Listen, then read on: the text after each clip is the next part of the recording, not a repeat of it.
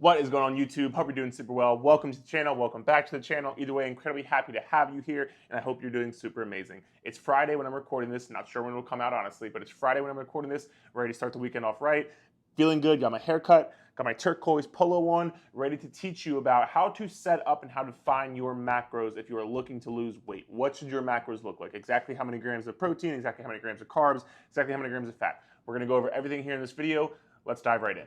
So first and foremost, we're going to talk about calories versus macros. What's the difference? We're going to talk about the macros right here. I'm going to wipe the board entirely clean and give you an example of a 200-pound person looking to lose weight. What should their macros look like? It doesn't matter if you're male, female, dog, cat, whatever. A 200-pound individual looking to lose body fat, I'm going to give you exactly how to set up that macro equation. And even if you're not 200 pounds, this will be tailored towards whatever you are. If you're 150, if you're 250, I'll give you the exact equation of how to calculate it for yourself. And last but not least, we're going to talk about should you be tracking calories or should you be tracking macros or should you be tracking both? I'm going to give you my opinion on what I believe to be the most effective way to make sure you see weight loss progress. Without further ado, let's dive right in. So first and foremost, what is the difference between calories and macros? So there's a list of hierarchy of importance, basically. At the top of that list is going to be calories. Without being in a calorie deficit, you will not lose body fat. So you have to make sure that you are intaking less calories than what your body burns. So that being said, you're going to need to know what your calorie deficit is in order to find your macros. If you need to know what your calorie deficit is, we're going to talk about it in this video, but also I did an entire video here on YouTube. It's totally free. I give you my free calorie calculator for fat loss. So click this link above or head to the description below. It will be in there as well. You can watch it before this video, after this video, simultaneously in two different screens and two different window browsers, whatever works for you. But again, totally free. Head there to watch that video if you need to find out how many calories you need to eat to lose weight. So with that being said, calories most important, and then after that comes macros. And again, macros mean macronutrients. The three macronutrients are protein, carbs, and fats. Those are the three macronutrients that make up your calories. So every single calorie is either a protein, a carb, or a fat. All of the macronutrients make up calories. Whether you eat calories from a donut, whether you eat calories from a steak, macros from a donut, for example, is going to be mainly carbs and fats. Macros from a steak is mainly going to be protein and some fat. Macros from olive oil is mainly going to be fat. So all these foods have macronutrients in them that make up their calorie intake, that make up their calorie limit. Because again, macronutrients make up calories. And we're going to talk about lists of importance as far as protein and carbs and fats, and we're going to talk about that as we get into the video as well, so don't worry about that. That's the short and sweet answer of what are calories and what are macros. Calories are the unit of measurement. They're the main guy. They're the king of the queen. And then macros fall right after that. Because you can't have calories without having macros. You can't have macros without having calories. They work hand in hand. But when it comes to seeing progress and seeing results, if your calories are not in check first, nothing else will matter. So that is calories versus macros. Now, let's dive into each macronutrient. Because again, there's three macronutrients: protein, carbs, and fats. So let's talk about protein. On the list of importance, it goes calories first, protein second, carbs and fats third and fourth, okay? They're interchangeable. We're gonna talk about that as we get into the video as well. But if we're covering protein, I did an entire video here on YouTube explaining why protein is damn near, is one of, if not the most important thing after calories when it comes to losing body fat. I'll put the link here above as well in the description below, but I highly, highly, highly encourage you to go watch that video to get informed about why protein is so damn important to lose body fat. I will tell you this, 8 out of every 10 new online coaching clients I get by far are under eating in protein. So please, I know it's a very, very important thing and I know you need to hear it. Please go watch that video to understand why protein is so important. After you watch that video, now we can talk about protein. So again, like I said, each macronutrient has calories, right? So for every 1 gram of protein, you get 4 calories. So for example, if you have 20 grams of protein in a piece of steak, that is going to be 80 calories because 20 times 4 is 80 calories. And that's how you start to see your calories and macros start to add up to what I was talking about earlier. So that's protein. Next comes carbohydrates. For every 1 gram of carbohydrate, there is 4 calories. So again, if you ate something that was 20 grams of carbs, you're getting 80 calories. And last but not least comes fat. This is a bit higher in the calories per gram. So for every 1 gram of fat, you have 9 calories per 1 gram of fat. So if something has 10 grams of fat, that has 90 calories in it. And also, you have to remember, most foods are not just one macronutrient. For example, a donut, like we said, is going to be a mix of carbs and fats. A steak, for example, or an egg. An egg is a mix of fat and protein. So each food probably has more than one macronutrient to it, unless you're in like a pure straight like protein powder or pure straight egg white or something like that. Most foods will have different macronutrients to them, which will add up to your total for the day when we talk about how to set up your macros. Now again, quickly covering again, there's a list of hierarchy here because you're going to think like, oh, well, what's the most important because fat has the most calories and protein has the least, but you said protein's important. Again, remember, calories first, protein second, carbs and fats third and fourth. Those are interchangeable. They may just be one line. So just make sure you know that because we'll talk about that later. Okay, now that we know about calories versus macros, we know that macros make up calories. We know that protein has 4 calories, carbs have 4 calories, and fat has 1 calorie per gram each. Now, let's talk about how you would set up a diet for macros for somebody who is 200 pounds. Alrighty, so we are back here. We're gonna talk about exactly how to set up your macros for a 200-pound individual. And again, this is going to be based off you. So whether you weigh 200, 150, or 250, this is gonna work the same way. I know there's a lot of stuff on the board and there's a lot of numbers and a lot of things going on.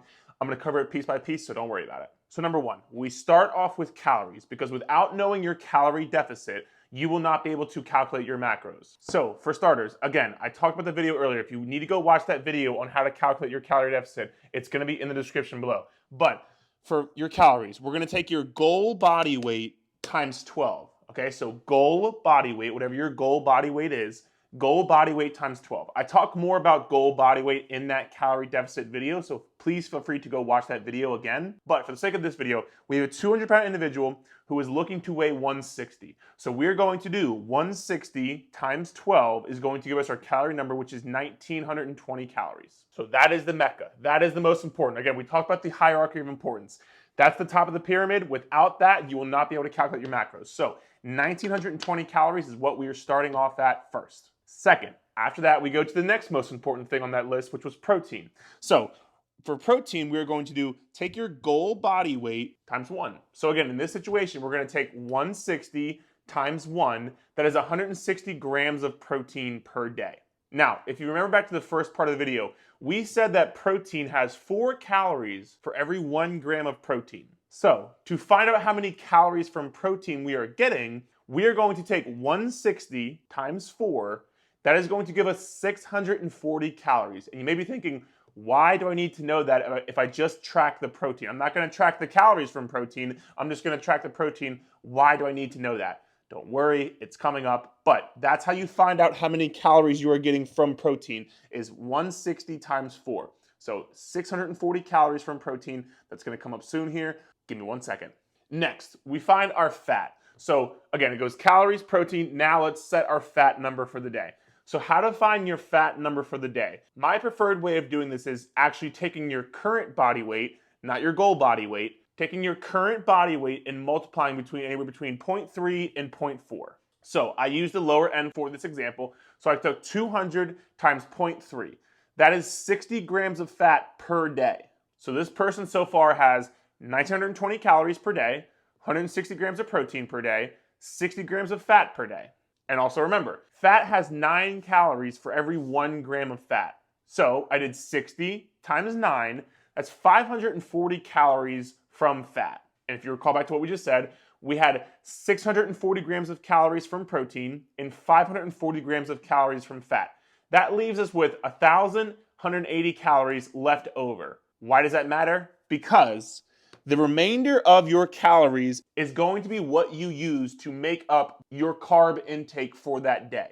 So again, one more time, just to make sure I'm not losing you. So we have 920 total calories for the day. That brings us to 1,180 calories for protein and fat. Why does this matter? Because the remainder of your calories are going to get used for carbohydrates. So what we're gonna do is we're gonna take our total calories, 920, we're gonna subtract it from 1,180. This is going to give us 740 calories. Now, if you recall back to what we talked about earlier, for every 1 gram of carb, you have 4 calories. So what we're gonna do is 740 divided by 4. This is going to give us 185. This individual is going to intake 185 grams of carbs per day. That's gonna be his macro count for the carbohydrates. So again, wrapping up because I don't want you to miss anything. I know it can be confusing at first. First and foremost, we found our calorie deficit, which was our goal body weight times 12. So that gave us 1,920 calories. From there, we got our protein macro, which was goal body weight times 1. So that's 160. From there, we did 160 times 4 because there's 4 calories for every 1 gram of protein. That got us to 640 calories from protein. Next, we did fat, which was your current body weight times 0.3 to 0.4. So we did 200 times 0.3, which gave us 60 grams of fat. We then did 60 times 9 because for every 1 gram of fat, there's 9 calories. So 60 times 9 is 540. And then to find our carb macro, we did 640 calories from protein, 5 plus 540 calories from fat, got us 1,180 calories. We took 1,920 minus 1,180, got 740. We then did 740 divided by 4 because for every 1 gram of carb, there's 4 calories. That gave us 185 grams of carbs. So for this 200-pound individual, for their macros for weight loss would be 1,920 calories, 160 grams of protein, 60 grams of fat, and 185 grams of carbohydrates. Now again, let's say you're 160 right now and you want to be 130. Perfect. You plug in 130 into all these numbers right here and you plug in 160 to your fat total, but you would plug in your numbers to this equation right here. And that would give you your macros for your goal weight for your current situation. I know it was a lot. Any questions or concerns, drop them below and I will be happy to help you, okay? I'm gonna give you my personal coaching opinion of whether you should track calories or you should track macros or should you track both. Personally, what I do with basically online coaching clients is we track calories and we track protein. Because normally, if you track calories and you track protein and you hit those 2 goals, your carbs and fats are going to fall in place. If we go back to our kind of like hierarchy system, calories were the most important, protein was the second most important, and then carbs and fats fell after that. So if you check off your most important and you check off your second most important, not only are you going to see results, but the third and fourth are going to have to fall in place. And I do this because, number one, if somebody's new to tracking calories or new to tracking macros, then I don't want to overload them with all these numbers they have to hit. As opposed to hitting 4 numbers, calories, protein, carbs, and fats, why not just hit 2 numbers, calories, and protein, and see the same results? Also, I do this for people who are very type A perfectionists, which I know a lot of you are watching. I do this for those people because, again, as opposed to worrying about whether you ate 187 grams of carbs or 182 grams of carbs or 64 grams of fat or 58 grams of fat, doesn't matter. You're still going to see results as long as your calories are in check and as long as your protein is in check.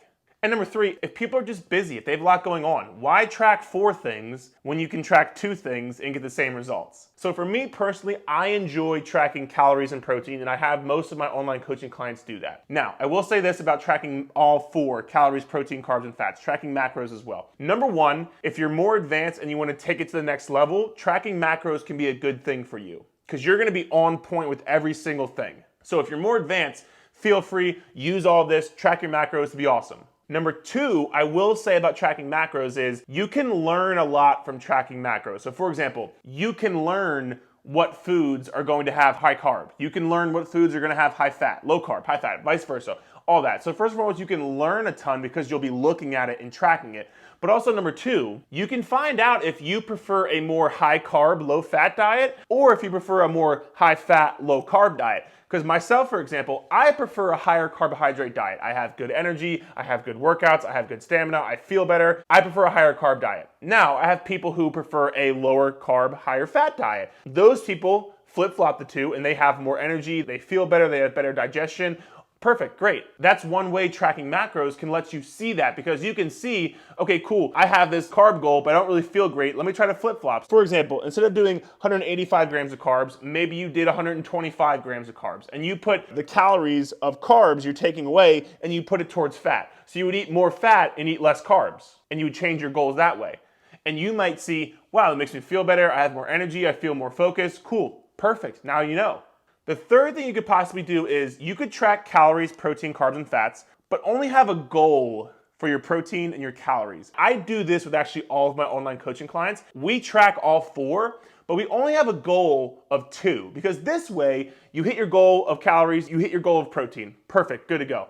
But we track carbs and fats because why not? This way you can see, do I normally tend to lean towards a higher carb? Do I tend to lean towards a higher fat? Maybe this day my energy was super low. Why was that? Because maybe because I had lower carbs, maybe because I had higher carbs and it messed me up. So you can get information that way as well, but instead of having the pressure of hitting a specific goal, you could possibly just track it without having the pressure of hitting the goal. And that way you can still gain the knowledge from tracking macros without having you overbeared with pressure and hitting all these specific numbers. Because again, I need to stress to you, whether you hit 185 grams of carbs or 182, or whether you hit 60 grams of fat or 63, as long as your calories and protein are in check, don't fucking worry about it. So that is my 2 cents on whether you should track calories or macros. Again, honestly, my favorite way is tracking calories, tracking protein, having goals for those two things, making sure you hit those goals, and then tracking carbs and tracking fats and just seeing what's up. So again, I know this was a lot of information. If you have any questions, if you have any concerns, drop them below. I'd be happy to help you out. And remember, I'm always here to help. Thank you so much for watching the video, and we'll talk soon. Peace out.